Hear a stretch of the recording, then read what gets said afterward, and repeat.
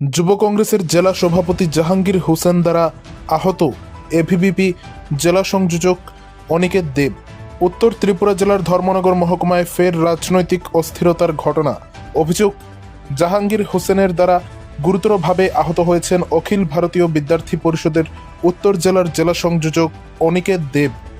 এভিবিপির নগর শাখার সম্পাদক জানান, গত কয়েকদিন আগে শনিছড়ায় দুষ্কৃতীদের হামলায় 8 বছরের এক স্কুল পড়ুয়ার মৃত্যু ও তার মা গুরুতর জখম হওয়ার ঘটনাকে কেন্দ্র করে আলোচনা করতে চুরাইবাড়ি থানার উদ্দেশ্যে রওনা হন সংগঠনের একদল সদস্য। পথেই খবর পেয়ে তারা যান কালাছড়া উচ্চ মাধ্যমিক বিদ্যালয় চত্বরে। সেখানে উপস্থিত থাকা অবস্থায় কোনো কথা না বলেই প্রকাশ্যে অনিকেত দেবের উপর হামলা চালায় জাহাঙ্গীর হোসেন বলে অভিযোগ। পুরো ঘটনাটি এক ছাত্রের মোবাইলে ক্যামেরায় ধরা পড়ে। আহত অনিকেতকে প্রথমে নিয়ে যাওয়া হয় উত্তর ত্রিপুরা জেলার জেলা হাসপাতালে। ঘটনার খবর পেয়ে হাসপাতাল চত্বরে পৌঁছায় একাধিক বিজেপি নেতৃত্বরা, যেখানে বিজেপির জেলা সভাপতি কাজল দাস, যুব মোর্চার জেলা সভাপতি জয়জিৎ শর্মা সহ একাধিক বিজেপি নেতৃত্বরা উপস্থিত ছিলেন। এবিভিপির পক্ষ থেকে ধর্মনগর থানায় পরবর্তীতে একটি লিখিত অভিযোগও দায়ের করা হয়েছে।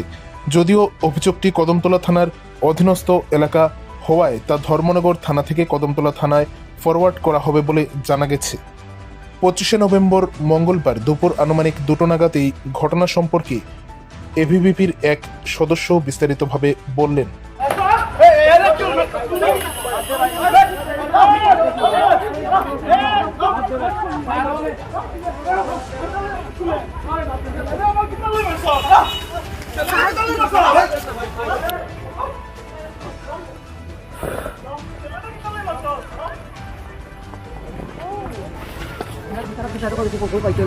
নমস্কার সবাইকে। আজকে আমরা সবাই গিয়েছিলাম আমাদের যে কালাচড়া স্কুল রয়েছে সেই স্কুলের মধ্যে।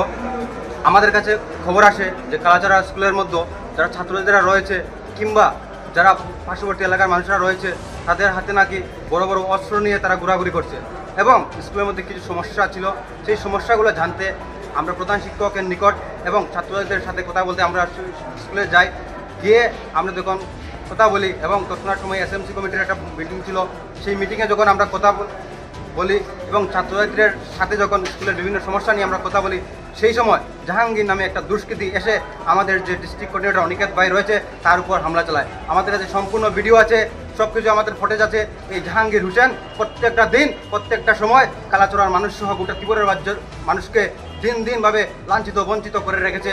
আমাদের দাবি যাতে অতি সত্বর 24 ঘন্টার মধ্যে সেই জাহাঙ্গীর হোসেনকে আইনের আওতায় নিয়ে আনা হয়। যদি 24 ঘন্টার ভিতরে এই জাহাঙ্গীর হোসেনকে আইনের আওতায় নিয়ে না আসা হয় তাহলে ওরা বুঝবে অখিল বিদ্যার্থী পরিষদ কি বা বিদ্যার্থী পরিষদ কার্যকর্তা কতটুকু ধীরে ধীরে নামতে পারে।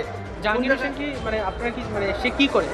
জাহাঙ্গীর হোসেন আমরা সম্ভবত তার ব্যক্তিগত পরিচয় জানি না, তবে আমরা শুনতে পেরেছি ও নাকি এই ডিস্ট্রিক্ট কংগ্রেসের বড় একজন নেতা, বড় একজন লিডার। উনি নাকি কংগ্রেসের ডিস্ট্রিক্টের যুব মোর্চার কি নেতা নাকি কি ওনার পরিচয়। কয়টার দিকে হয়েছে ঘটনাটা?